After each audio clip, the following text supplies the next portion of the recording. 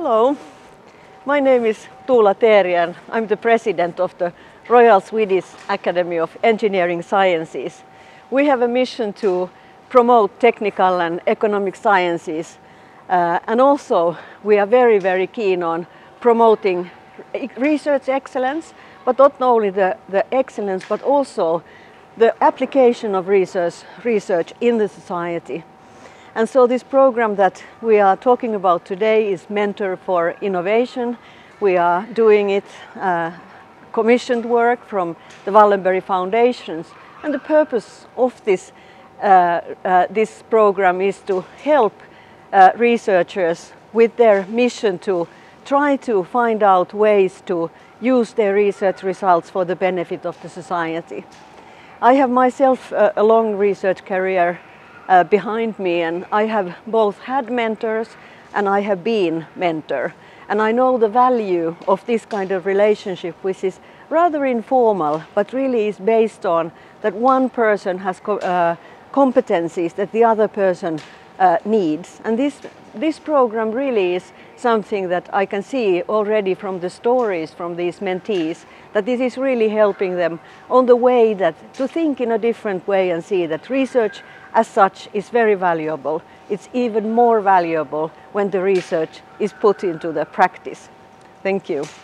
I had an amazing mentor, Rolf, and he has given me so much wise insights. He made me realize that I can structure the board meetings and work in a better way, and how I can really understand what everyone's expertise is and how to work with different people to really leverage that expertise, and also to not be afraid to think, visionary about how to run companies and what the goals of the companies are. One of the biggest challenges for the company is, of course, to get the health industry to accept that games can be used for something good, and you can actually exploit the intrinsic properties of games to trigger rewards in people's brains. My goal with Mentor for Research was not really related to science, but rather related to my endeavors with some startup companies. So I wanted to learn how to best work as chairman of the board and how to make the most out of the people that are in the board, and how to structure the work, and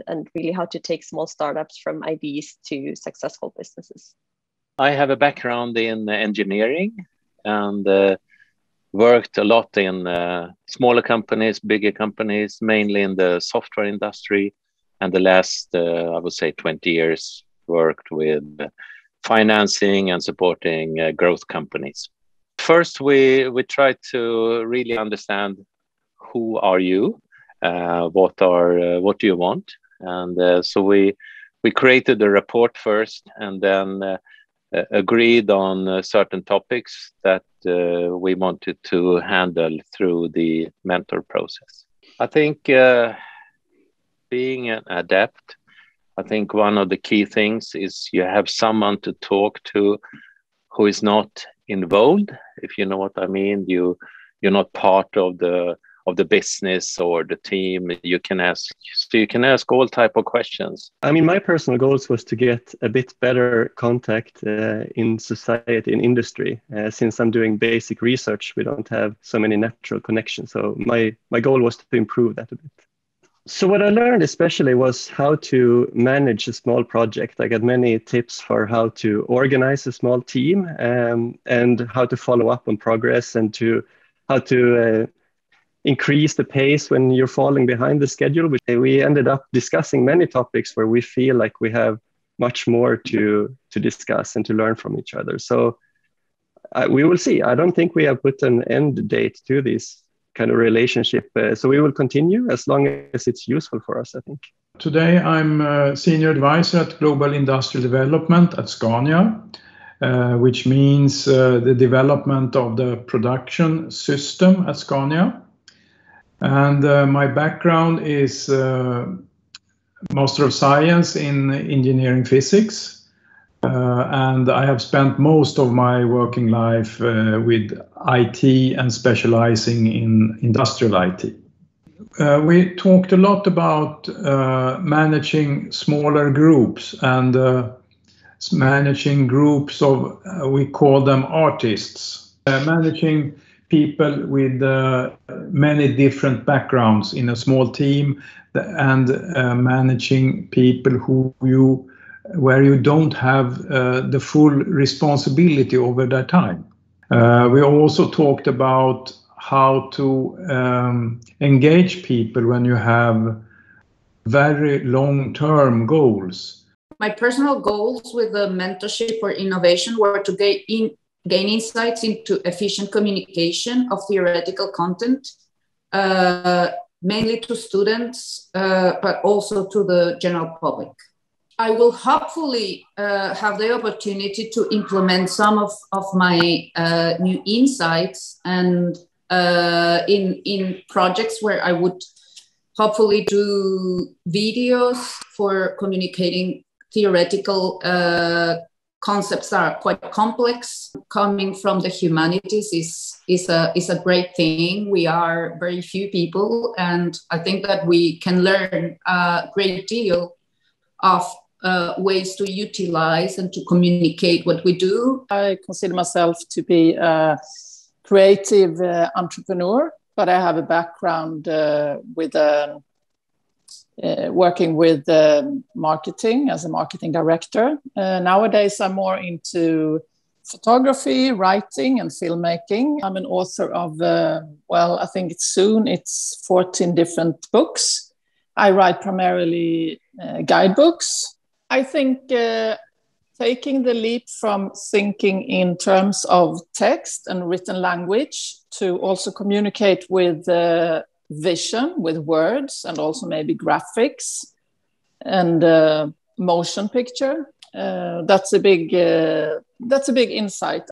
And then, of course, Anna Maria and I also had some philosophical discussions. Very rewarding for me. It's not very often I get to talk about those kinds of things with people around me. My goals were to be ready for future innovations that could arise during the fundamental research that we do in our group. We had a case that we could explore in that regard, and that was a good opportunity for us. In the beginning of the program, the mentor was very critical for me to pose the correct questions to think about, even on who to partner with to develop the business idea.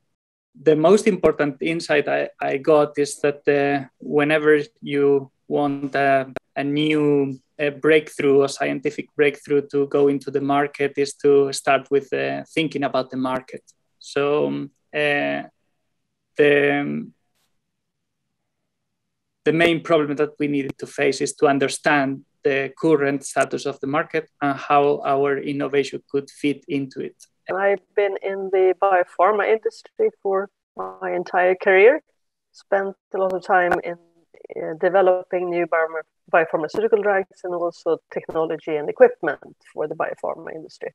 And we had a good discussion about the interface of new science and also the usefulness of new science, and who would be interested in using this technology.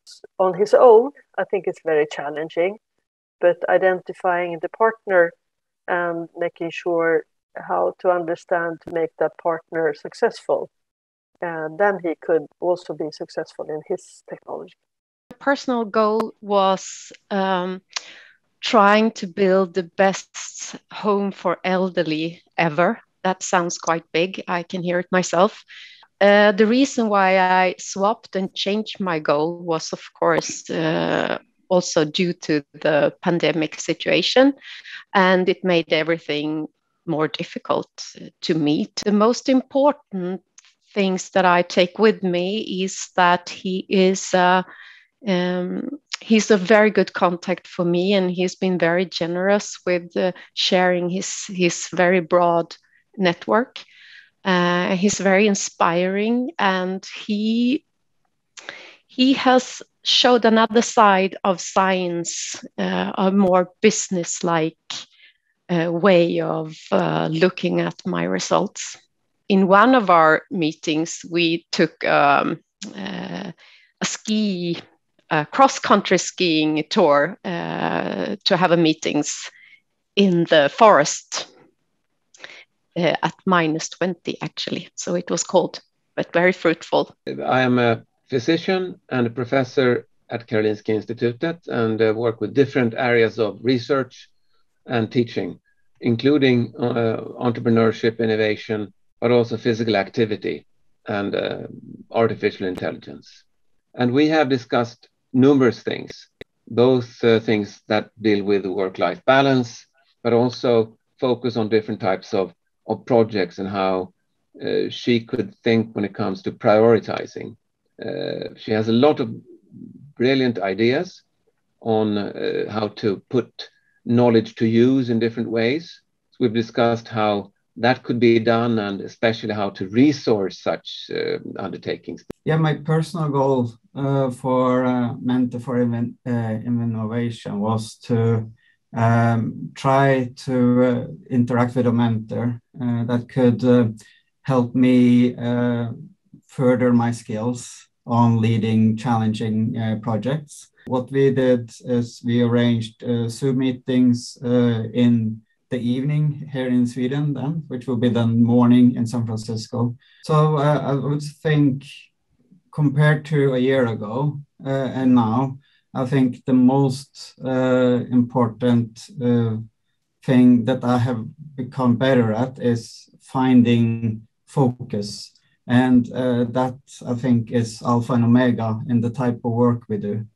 I went to school in the US for both my undergraduate and graduate education. And after I'd finished my MBA on the East Coast, I decided that this is the time to try to get a job in the US and see what it's like to work in the US. And I decided to test for 2-3 years. I never decided to stay here for 40 years. I do think that part of the success of many Silicon Valley-based companies come from their ability to put together the right teams and then aligning the teams and the individuals' interests with the companies and shareholders. It was helpful that both of us had been in sports at a high level because it gives one more common background. Sports gives you many good lessons in terms of setting longer-term goals, understanding that success doesn't come instantaneously. There are going to be setbacks. You have to work through those. Talking to someone about personal leadership worked very well in the COVID situation because we all gotten used to having tools like Zoom or Teams. I trust that you enjoyed listening to these 6 different stories from this year's program. And for the record, there were many other good stories to tell as well. So now I've been running this program for 5 years. It's been a privilege, and what are my personal insights? First, it's absolutely possible to run a great mentor program also during a pandemic year. Second, this program is for all fellows. It doesn't matter if you're doing fundamental or applied research, and it doesn't matter what research discipline you are in. 3, a critical success factor is that each fellow has a personal goal that is both mentally and emotionally engaging. And of course, that I succeed to recruit a mentor fitting the particular profile. Finally, to all fellows and mentors who participate in the program, it's been great working with you.